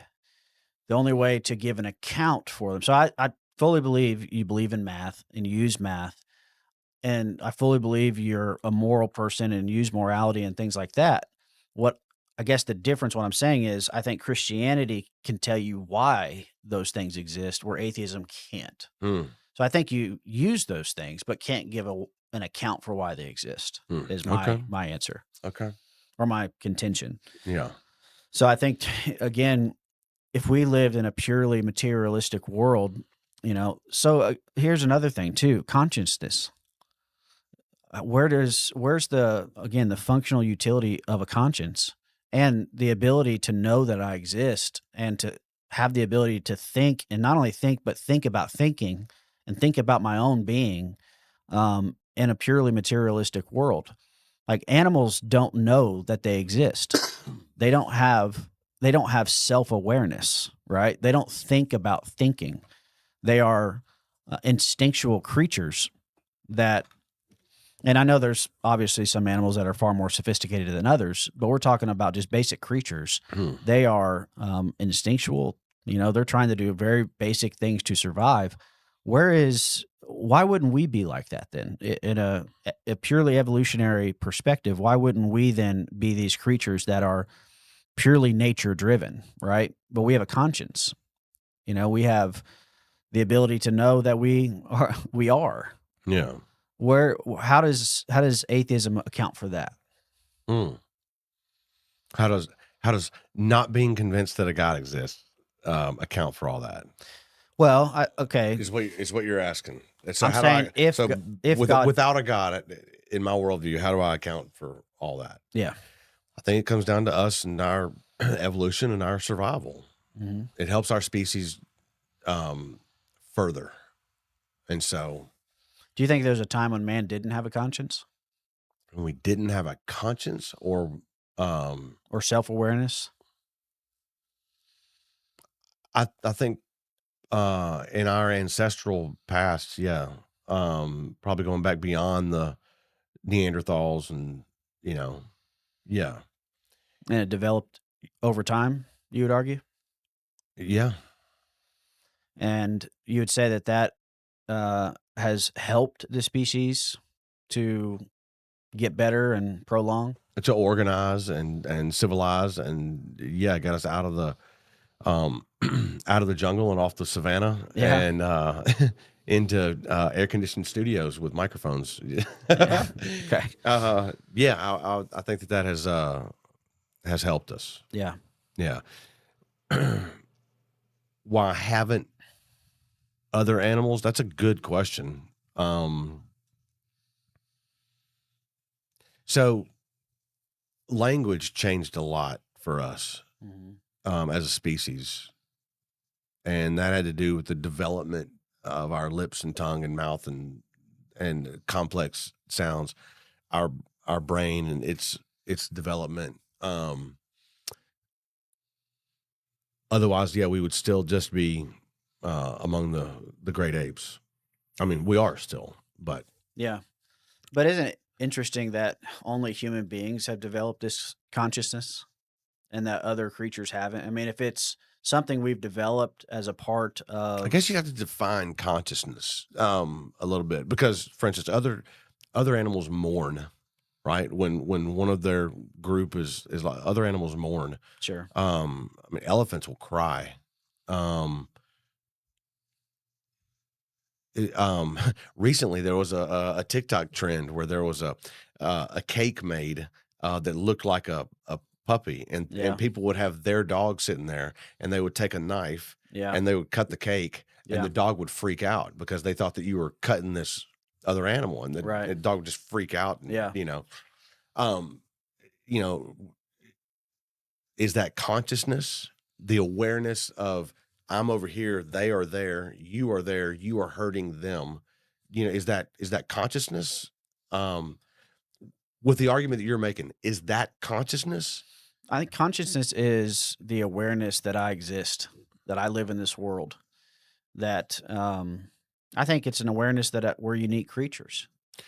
In that scenario that I just laid out, the dog is watching you cut a cake, but they think it's another dog. The dog is thinking that you're cutting a dog, Yeah. one of theirs. You could argue that that's just primal instinct. Hmm. I mean, you're talking about, But they're aware that it's not them, that it's, and you're not cutting yourself, and you're not cutting a piece of wood. They are aware that you are, or at least they think mm, that you are harming another living thing, and they're demonstrating that they're aware of that because they're freaking out yeah. as soon as you take the knife to them. So they're demonstrating an awareness of another living thing. If they knew it was cake, they wouldn't freak out like that. Yeah. But it goes deeper with human beings because our consciousness gets into our thinking. So I don't just know that I exist and I'm not just aware that you exist and others around me. I'm thinking about what's the purpose of this life? What's the purpose of my life? Right? Mm, Why does anything matter? What is good? What is wrong? Like, so that's where you really draw the line between us and animals, right? And then it begs the question, if this is something that we've developed over an evolutionary process, then why haven't other animals developed this to prolong their species and better their species? If this is something we've developed purely, to uh, enhance our humanity, why haven't other creatures done that? yeah. And I think Christianity answers the question. We've been made in God's image. The reason that we have rational minds, intelligent minds, consciousness is because we've been made by a God who's rational, intelligent, and conscious. Hmm. We've been made in his image and in his likeness. That's what that means, at least to a certain degree. So I just think that's another question, that I would have for atheism. And then, I'm questioning whether or not rational. What do you Like I mean? asked you earlier about the flood story. Yeah. Why why would God need to, and I don't believe it ever happened anyway, but according to your theology, why would God need to kill everything on the earth when he's literally has the ability to do anything else? Yeah. Can teach, can punish, can send signs to change hearts, Yeah. he can change hearts. I mean, he hardened Pharaoh's heart, Yeah. right? He could change hearts, he could teach, he could do anything. Nope, kill everybody. And you say our God is rational. Doesn't appear very rational. You know what I mean? Well, the only reason they think that is because you don't know his end goals. Mm. So if you knew what his end goals were, You told me that his end goals was pretty much for his own glory. for his own glory and the eternal joy of his people. I haven't heard that one before. Yeah, I think I've mentioned that to you, and the two are in Scripture are inseparable. Mm. So if you knew God's plans and you knew what God intended to do, then you would see God's acts in redemptive history in Scripture, and you would say, okay, I see where he's heading with this. And the reason I can say that is because he has revealed to us what his end goals are. Yeah. And he's revealed to us why he does things like that. I mean, one of the reasons God did that was to tell us something about himself. Yeah. That he's holy and that he judges sin. So, yeah, it's easy to look at that in an isolated picture and say that doesn't seem very rational, but taking a step back, putting things together, you see that God has plans that make these things work. So my ultimate, can I give you one? You make it sound like I'm being glib about it or something. What do you mean? Like that's easy to look at it from, we're talking about the murder of everyone on earth. Well, I wouldn't use murder. Okay, we're talking about the killing of everyone on earth. Everything, babies, pregnant women, and the animals. What did the otters do? What did Yeah, what did they do? Why kill all them? Yeah. So, I mean, everything. Did the giraffes sin? I mean, Yeah. Those are good questions. I mean, Those are really good questions. but I'm looking at it to in an elementary fashion or something, or Well, it's like if I brought into question something that your best friend did, right? An isolated act. You would, and if you knew your friend and you knew his purposes and designs, you would defend him, right? sure, And you would say, Brandon, you're not seeing the full picture of my friend. And so I step in and I'm saying, listen, I see what you're saying. I see that you've zeroed in on that particular event, but let me tell you about my God, because he's good, he's loving, he's kind, he has purpose. Yes, he's a God that's wrathful. yeah, And that's why one of the things that keeps me hopefully in line in this life is I fear God's judgment, not his eternal wrath because I've been saved by Christ, but I do fear the discipline of God. okay, And that's a good thing. yeah, It's a good thing because when I send, God forbid, when the day comes and my daughter's going to go out on a date with a boy, I'm going to send her out with instructions. And they might be something like, you need to be home by 10. I don't want you, in a parked car with the boy. I don't want you guys alone together, something like that, right? She's going to follow my instructions because she fears the consequences. So fear is a motivator for obedience, and that's okay. Because that fear is rooted in a respect for her father and a love for her father, and knows that her father's commands are for her good. So I'll give you one more and then give you the ultimate bottom line. Okay. So beauty and let's see, I've written down here. We'll just leave it at that. Beauty in this materialistic world. You were talking earlier about you'd love to see more of the world because there's so many incredible things to see. Yeah. I think that we can look at things and say it's objectively beautiful. You know, if you were on top of the highest mountain in the world and you were able to watch the sunrise, you know, and it was just an incredible, inspiring experience, you would say that's beautiful, right? Mm. Um, because in a purely materialistic world where there is no God, I don't know that you can say that anything is objectively beautiful or objectively ugly or whatever. I think that those realities exist because we have been made by a God who's created beauty. We've been made by a God who's created things that do inspire awe. In a purely materialistic world, I don't think you can account for that. Yeah. Um, And I know this is where you're like, I can say things are beautiful and not believe in God, right? And that's where I go back to what I said earlier about it's impossible to live in this world and deny these realities because this is the reality that God has made you. And the reason we can't deny morality, we can't deny logic and reason is because we are living in the world that God has made. so I want to make sure that I'm understanding you. Okay. So I've heard before about objective morality, hmm right? Which um, I don't believe that that exists. Now you're telling me about objective beauty. Yeah, it's a little less objective because obviously I know there's opinions and things like that. Okay. Well, obviously, obviously, my first criticism is you guys really throw around this whole objective thing a little bit too willy nilly, you Okay. know. But I still want to make sure that I'm understanding you. You're saying that there's things that are just objectively beautiful. hmm Um, and what's the problem with the atheistic worldview? Is that in that worldview, I don't think that you have the grounds to say anything is beautiful or ugly. Because again, it requires a basis. It requires that, okay, for example, the only reason that a stick is crooked is because you have a straight one. And so you can pick up a crooked stick and say, this is a crooked stick because I know what a straight stick looks like. Hmm.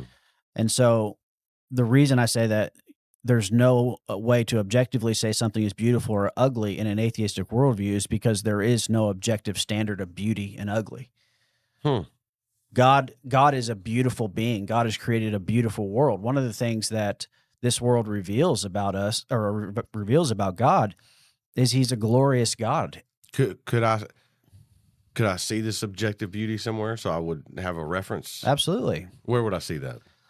You can look out at the sky tomorrow. Look at if the sun is shining, and it's a beautiful day, right? That's revealing something about God. Hmm. All right. So Not convinced. no, not in the least. Well, so here's the So bottom. I've been. Oh, I just want to stick with the beauty thing for a Okay, minute. all right. Um, Is this the new one? what? Is this a new concept? Beauty. We've never talked about this before. Yeah, for me, yeah, Okay, yeah, good. yeah. All right. I've never thought about this before. Okay, cool. So this is just off the cuff. All right. So, but I will say this: I've been in some beautiful places Mhm. before and been my most miserable Okay. because of things that were going on in my life, um, situations that had occurred, and everybody else at the time was just in awe of. One of them was on a cruise. Mhm. We were on a cruise, beautiful. I mean, it was, obviously people pay big money to go on cruises and get away and go to beautiful places and that kind of stuff. Yeah. And I was at my most miserable during that time because of some things that happened.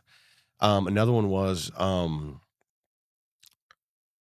the top of a mountain in Colorado, a beautiful place. I mean, and I had gone up there before to take pictures while I was skiing and that kind of stuff because I was just um, drawn to the beauty of it. And I would stop mid run on the ski slopes, like, man, I got to take a picture of that and that and that. And I experienced one of my most miserable times Sure. in one of the most beautiful places. And that's happened multiple times. So, now I don't know what that says about, this objective beauty or, whether or not I can experience it or be aware of it. You're telling me I can just walk outside and see it. To me, that aligns perfectly with what I said of I believe we live in a natural world that is beautiful and has some amazing places. I hope to experience more of them, but I don't look out there and see any deity at all. Sure. Yours or anybody else's. Yeah. So, Yeah. I understand what you're saying. The last thing I'll just say to that, just to respond to what you said, is I think that it somewhat makes the point that you're saying you're miserable around beauty. And so it was still beautiful regardless of how you felt. May not have changed how you felt, sure. but it's still beautiful. And that's because even if you're in the worst of moods and you look at the Grand Canyon, you can still say that's awe-inspiring, right? You might not feel great about it. Well, does it not change your opinion? The fact that different people find beauty in different things? And that's why I said this particular argument is a little less solid than the morality argument, because there is a lot of subjectivity in the idea of beauty. Okay. And so I will grant that, because I could look at a woman and say she's beautiful, and you could look at her and say, I don't think so. Right. Right. And so there is a lot more subjectivity here.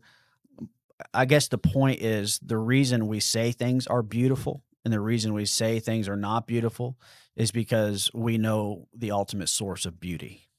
And that's God himself. Okay. Well, and he's revealed himself in creation, and that's how he tells us about himself. So are you saying the people that don't believe in a God that, can't recognize beautiful things? No, I think okay. you can. So we can both recognize beautiful things. Yeah.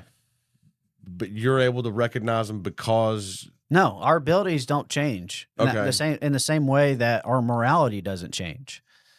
You operate with basically the same principles of morality that I do, right? Okay. But the whole question is, can you give an account for those things? That's where we part. Is I think I can give an account for those things as to why. I can tell the why, and I don't think atheism can. I can tell the why behind the origins of the universe. I can tell the why behind intelligent design. I mean, even people like, Dawkins and others have said the world appears to be designed, right? There's an appearance of design. Christians can give the why behind these things because of God, because it's all grounded in God. If it came from God, then he's obviously the source and he's the ground of all these things. And I think being able to say this is true because of that is really important. Yeah. It's really important to have a basis for things, right? Yeah. Ultimate reason why I'm not an atheist is because I believe Jesus Christ raised from the dead. Okay. I am fully convinced, without a shadow of a doubt in my heart, that Christ truly died and he was truly raised. And I believe that in itself proves that he's God. Okay. Obviously, I don't believe those things. I know you don't. I was wondering if I had to critique the atheist worldview, what would my own critiques I would love to hear that. be? And I haven't explored it a lot. But I think, we say that we're comfortable with, I don't know, to some questions. How did the universe begin? How did life begin? And just, well, we don't know. And I've said to you many times, I feel like that's the most honest answer. It's not necessarily a pleasing answer, not knowing things. And I could certainly see how it would be more appealing to say, to cling to something that made me feel like I had answers. Yeah. But to just say, we don't know, creates a bit of a struggle or a bit of a challenge. Yeah. It's not for everybody. Yeah. Yeah. So some people would be better served with a religious belief of some sort, yours or somebody else's. They would be better served with that. So yeah, not having all the answers is can be challenging. Realizing that we're finite, or you don't believe that we are. You believe that we're infinite and that people will live forever, good or bad. Yeah. I don't. Right. but that can be challenging. Um, you have a hope that you will see um, relatives, friends in heaven. Right. I don't. I know. The friends that I've lost, the family members that I've lost, I I don't believe for a second that I'll ever see them again. Now, at the same time, I don't think that after I'm past that it will concern me Yeah. at all. Yeah. The same as I was thinking about this today. When you go to sleep at night, you don't sit there and go, "Man, it sure would be great to be awake for a little while, and that way I could get some things done." Yeah. You're not thinking about it. You're Right. you're, you're unaware of it. When you're asleep, you're not thinking, "Well, I'm sleeping right now, but in a little Yeah. bit I'll get up." You're just unaware, Right. and so um,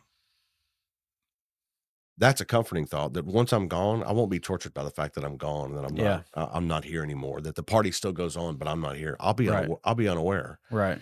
Um, but I could see how people would find comfort. I know somebody. I know somebody that lost a child, and it wasn't a young child. I mean, this guy just graduated college, and all American, that kind of a thing, and and passed. And his mom counts the days until she passes, and her motto is "one day closer." Mm. So she's counting the days until she dies, so that she can see her son Yeah. again. So she's counting on that, Right. you know. So things like that, I could see where it would bring a believer some peace, comfort, things like that. And we don't have that. Yeah. Um, and we don't have all the answers. We don't think that you do either. Yeah. But I could see how feeling that you had all the answers and that Mhm. you had all the explanations would probably make somebody feel good. Yeah. So walking around going, I don't have all the answers. And once I'm gone, I'm just gone. Mhm. Um, it's not the most exciting Yeah. uh, way to live or thought processes to go through. And at the Right. same time, we're not burdened by the thought that somebody's watching us Yeah. and taking note of every thought, every action, those kind of things. So in that way, we don't have that pressure. Right. Um, You're not concerned about souls going to hell. no, Right. no. I've got a shirt that says I'm going to hell in every religion, Yeah. not just yours. I'm going to their hell, and you're not worried about their hells either. You're only worried about your hell. Except for the liberal Christians. Remember at that conversation, I asked the question, Yeah. do you think Gary's going to hell? Remember what they said? No. They said no. So you're good in their religion. Mm-hmm. So, Right. because they don't believe in hell. Okay. Yeah. Well, I know. I don't know if I would consider them progressive Christians, but that don't believe in hell. And you know why? Well, I asked one of them, well, how do you explain that? He said, well, John 3:16, right? God so loved the world, and he gave his only son that those that love him will not perish. Those who believe. Those who believe will Right. not perish, but will have everlasting life, right? So for those that don't believe, it doesn't say, and you also will have everlasting life. It'll just be a very terrible one. And it doesn't say that you'll perish and be brought back and perish and be brought back, that you will perish. Yeah. You will be no longer. Yeah. So for him, those that believe will live in eternity with Christ, and those that don't will go away. Right. They will perish. Yeah. So they don't believe in a hell either. Yeah. That's called annihilationism. Okay. Yeah. God just annihilates them out of existence. So Okay. I would just ask the question, what does it mean to perish? Because Jesus also talks about eternal death or the second death. And so there's this idea that in the way that God talks about death is not necessarily going out of existence. Mm. So we think of death as no longer existing, but the scriptures talk about it a little differently. Scriptures talk about a second death where you're alive, you exist, but you don't have life. It's not life, it's death. Not in the sense of not existing, but your experience is one of spiritual death. Hmm. So, yeah. Well, that'll be a topic for another day. Yeah. Anything? Eternal conscious torment. Yeah. We could talk about that. That'd be good. I can't wait. I'm sure it'll be a blast. Well, look, so any other problems with the atheist worldview? Just that I don't think it's legitimate. But I would ask you a question. You came to my church on Sunday, and you heard me preach I would say a pretty controversial sermon. What were your thoughts? Well, my first thought was, and I guess probably the one that stuck with me, was that message wasn't that wasn't a message for non-believers. That was a message for the believers. Mm-hmm. You're right about that. You preached Romans 1:18 through 23, Paul's letter to the Romans. Mm-hmm. And it was basically just one, an encouragement to them. It said, hey, we've heard all these great things. You guys are doing right. Keep on. Don't be like those guys, Yeah. I had some other questions. Like when he talked about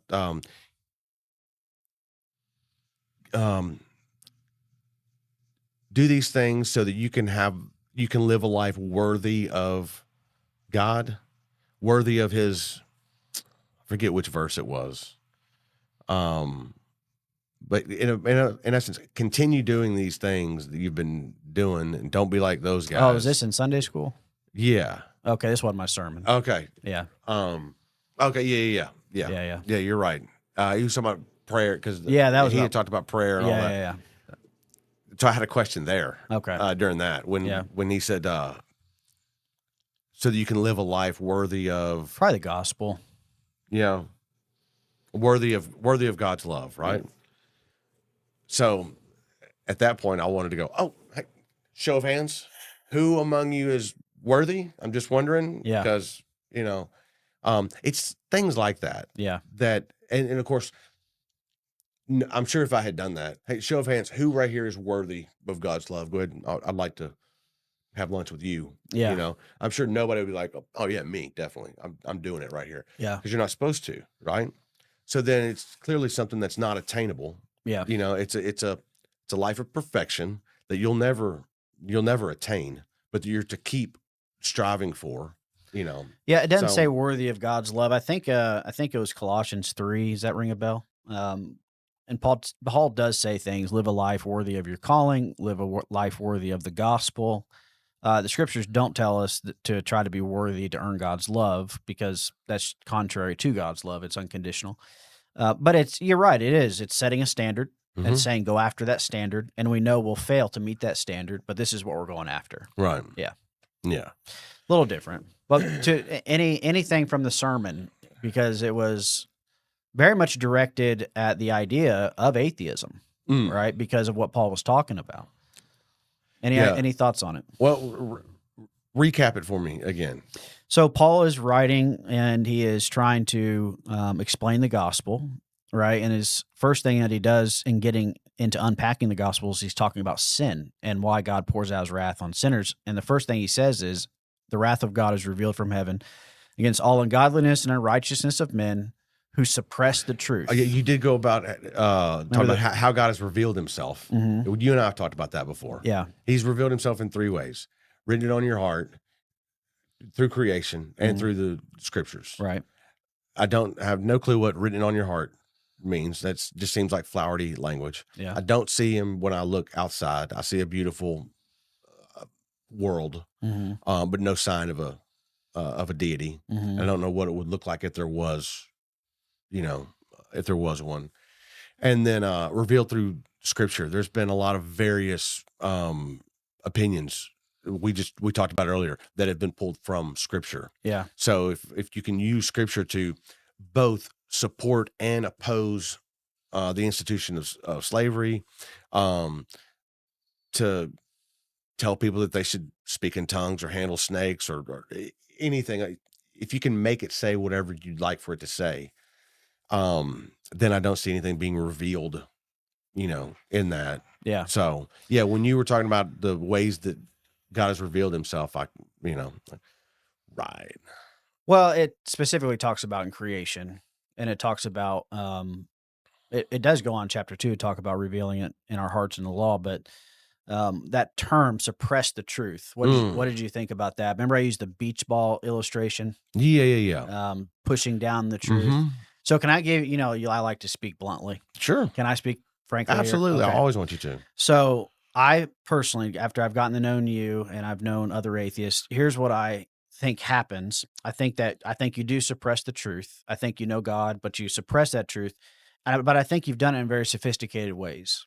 I think that you have gained a lot of knowledge about science, and I think you've gained a lot of knowledge about religion. And I look at it as, imagine someone is trying to get to you to grab you, but you have built a wall and you have used these various ideas and things that you've learned and put that wall up brick by brick. And I think that that's what Paul's talking about. Suppressing the truth is man does everything it's not just this abstract idea or theoretical idea. He's actively suppressing it. And he says in unrighteousness. And I think that's done in a number of ways. I think evolution is one of the biggest ways that man has suppressed the truth about God, because for the first time in human history, to my knowledge, we were able to explain the cosmos without a creator. Before Darwinian evolutionary thinking and before Big Bang Theory thinking, I don't know of any civilization that was able to have a worldview without God. And there may have been few far, scattered throughout there, but we've seen an explosion of it, right?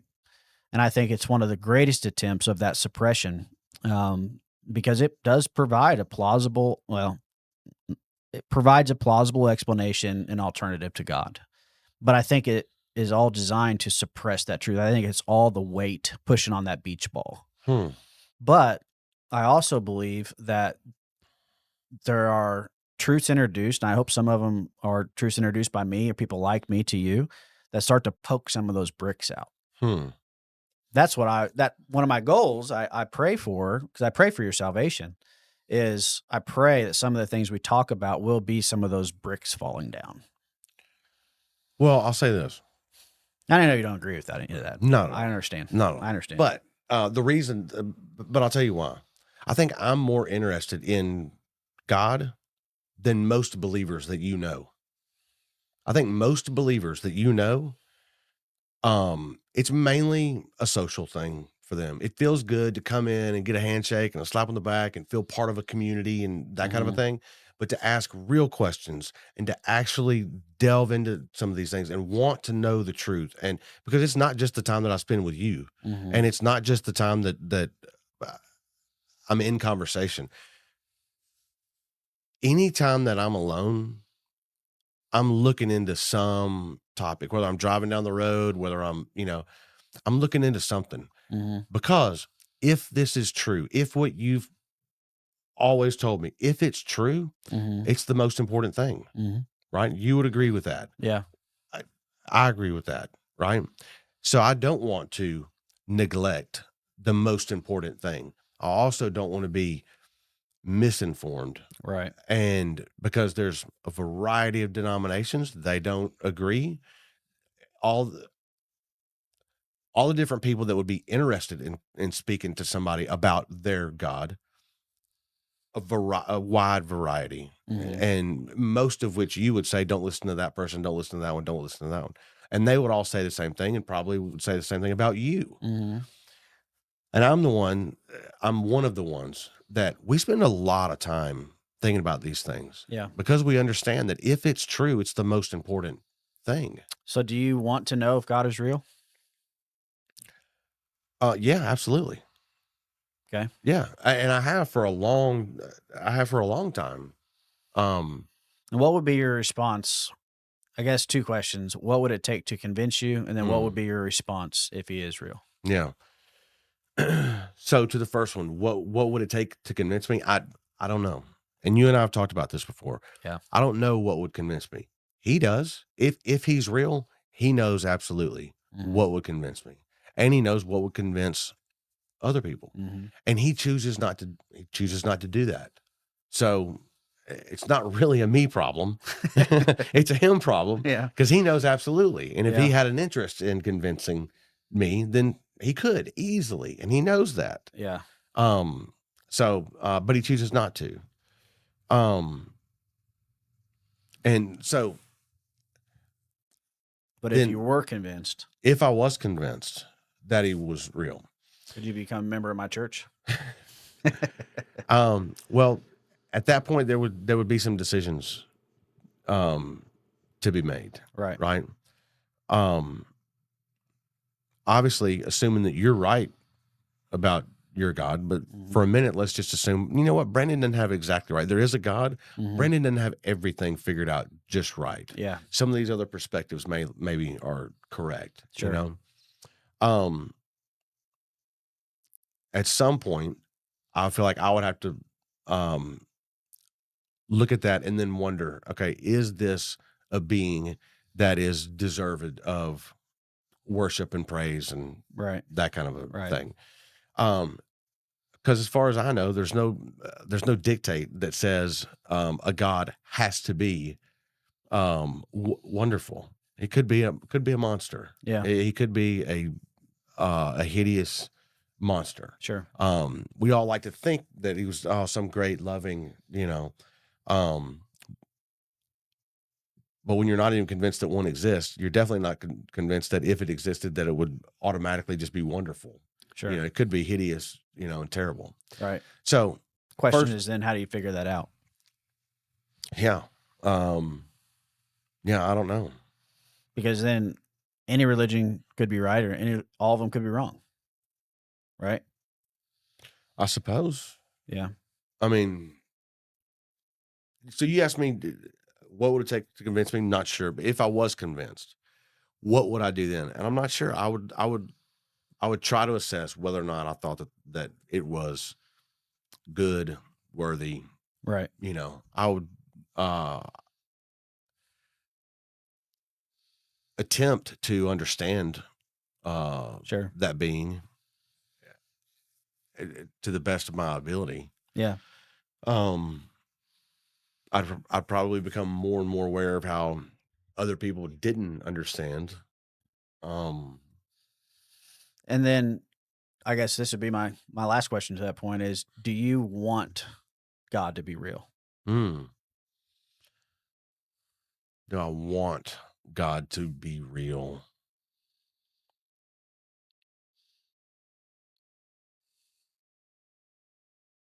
Well, I don't not want God to be real. Yeah.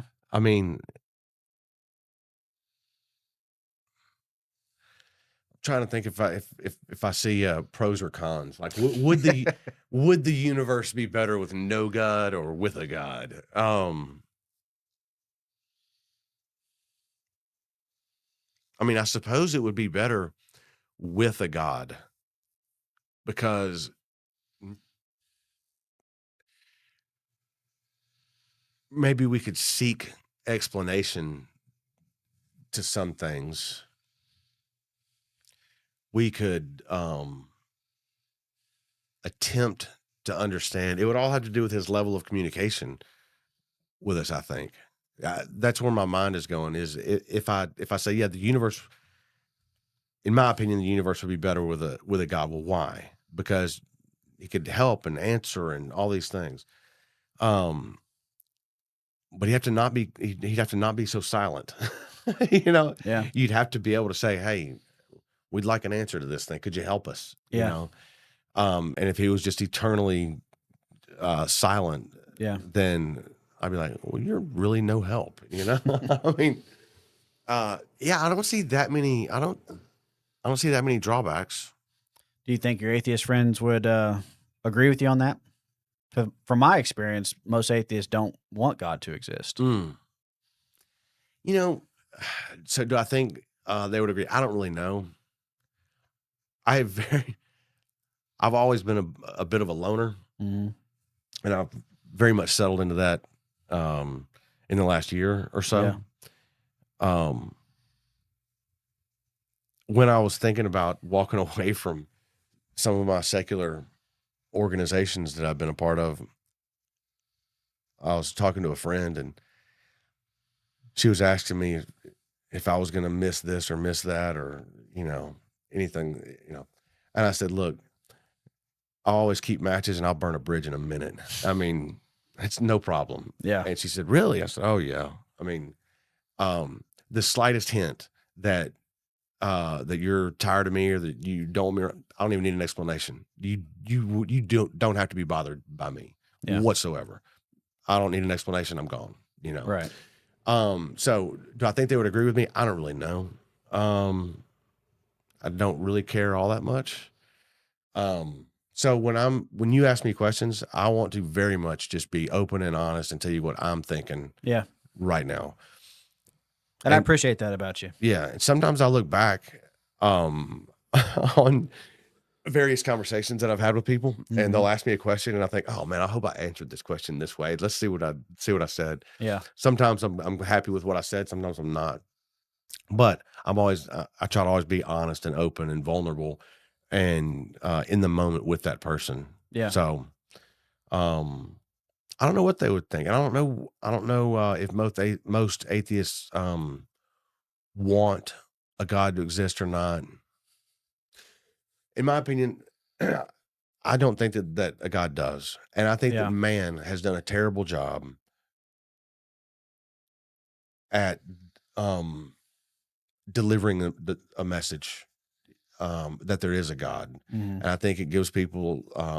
I think it exercises a lot of control over different groups of people.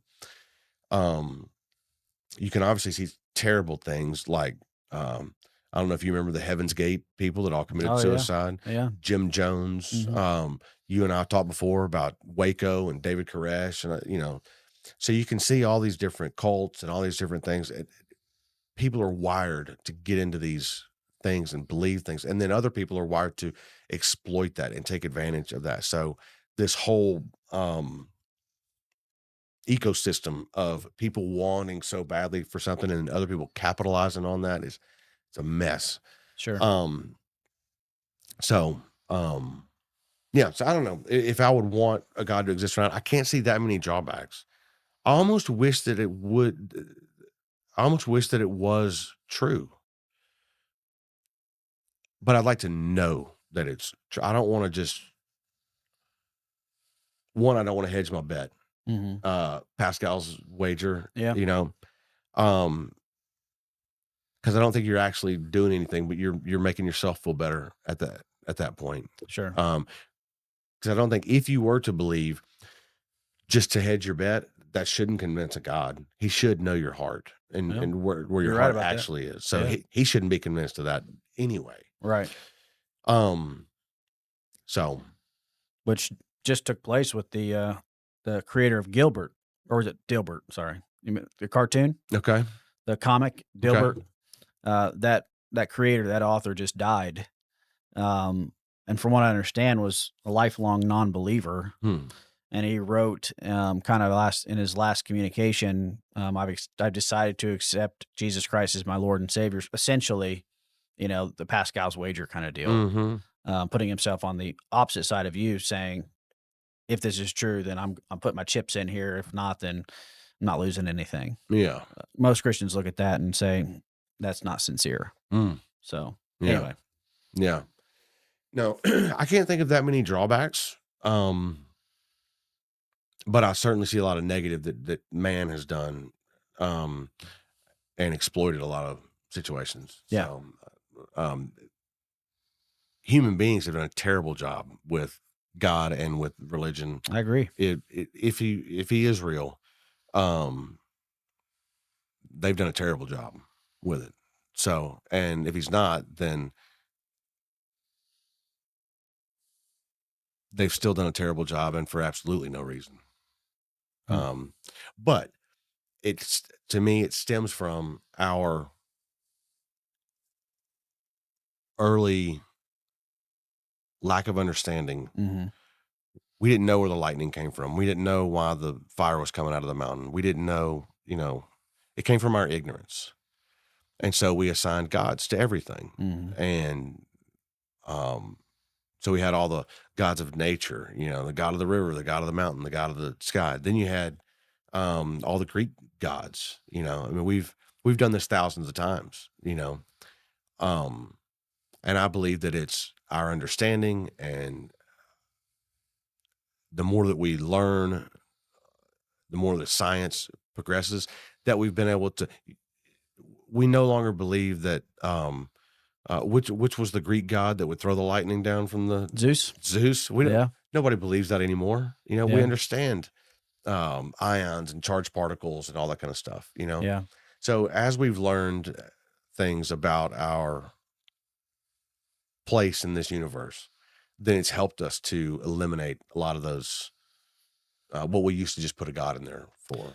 Which is an interesting concept when you consider the God of the Bible, because I don't know of any sane man who would invent that God. Mm. Because what you're saying is we've invented gods to explain things, right? Well, the God of the Bible is terrifying to the unbeliever, to the one who rejects him, really to sinners, Mm. because he's holy. He's not the type of God that you would construct out of convenience. And I think that that's testified all throughout the scriptures. But that's another topic in and of See, I itself. don't believe that the God of the Bible is terrifying to non-believers. You don't? No, Oh, I thought you knew they don't believe it. I thought you knew the Bible better than that. They don't look. Logic your way through this. Mhm. We don't believe it. Are you terrified by um Well, of course, I understand that point. right? But what we I'm don't saying, believe it. he is terrifying to the one who is not right with him. So this argument presupposes this God exists, is what I'm saying. So he is completely against sin. He's completely against living in rebellion to him. And so you have person after person testifying to this same God, right? Why would we create a God that is wrathful and eternally judges sinners? That's not very convenient, is what I'm saying. Yeah. Well, it's not terrifying to people that aren't convinced that he exists. I get you. I got right? you. Yeah. But to those that are convinced that he exists, it helps to exercise a lot of control. Don't you leave the camp, because what will happen if you leave the, Yeah. and you become terrified of that? It's a control mechanism. It's the carrot and the stick. It could be. And I'm sure it has been. I would say, but the vast majority of Christians like myself are genuine. We truly believe God exists, and we truly love people, and we try to do good to our neighbor. Yeah. I don't for a minute think that you're not genuine at all. But yeah, for someone that's not convinced that it's real, it's not terrifying at all. I understand what you mean. Yeah. So anyway, yeah, I hope that we good talk. I hope that we explored atheism a little bit. Yeah. And I know you've got various problems with the atheist worldview. I know hopefully we were able to get to some of them. Yeah. And hopefully I gave you some of my own problems with the atheist worldview that maybe you weren't aware of, or Yeah. So I hope you'll come in again, and Absolutely. I'll see you next time. Okay. Bye, Thanks. brother.